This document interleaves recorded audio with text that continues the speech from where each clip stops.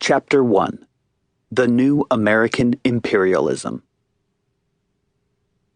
One of the themes that Howard Zinn tried to address during his long career was the lack of historical memory. The facts of history are scrupulously ignored and/or distorted.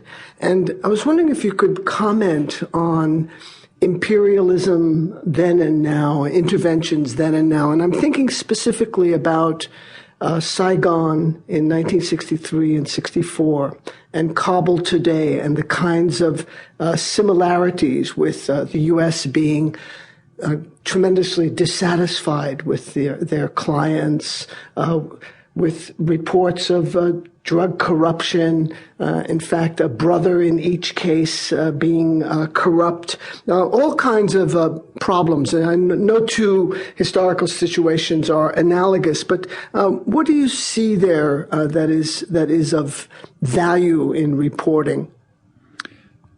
Well, what would be of value in reporting is, and remembering, is what was happening in the early 60s, which is gone from history. It was barely discussed at the time, and it's essentially disappeared. I mean, in 1954, there was a peace settlement. The U.S. regarded it as a disaster and refused to permit it to go forward, established a client state in the South, which was a typical client state, torture, brutality, murders. By about 1960, that probably killed 70 or 80,000 people. The repression was so harsh that it stimulated an internal rebellion, which the North Vietnamese did not want. They wanted some time free to develop their own society, but they were sort of coerced by the Southern resistance into at least giving it verbal support. By the time Kennedy came in 1961, it was out of control. So Kennedy simply invaded the country. In 1962, Kennedy sent the U.S. Air Force to start bombing South Vietnam, planes with South Vietnamese markings, but nobody was fooled. It was actually reported, there was a sentence in a back page of the New York Times, which I remember reading, saying that the U.S.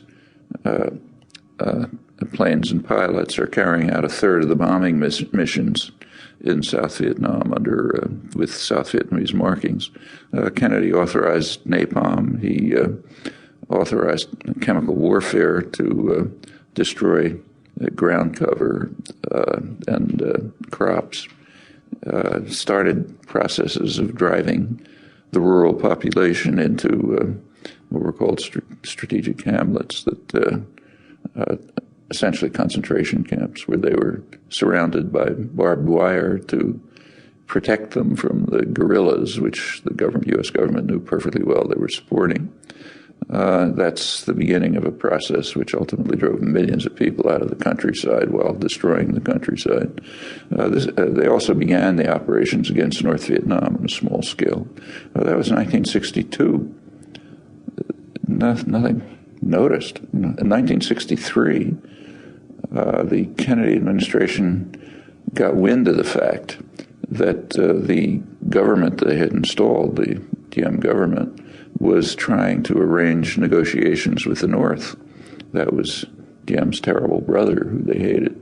He's awful, and his wife was awful. They were trying to negotiate some kind of a peace settlement. So the Kennedy liberals determined that they had to be thrown out. And they organized a coup, in fact, in which the two brothers were killed, and put in their own guy, meanwhile escalated the war. Then came the Kennedy assassination. Contrary to a lot of mythology, to the very last minute, Kennedy was one of the hawks in the administration. He did agree to the proposals for withdrawal.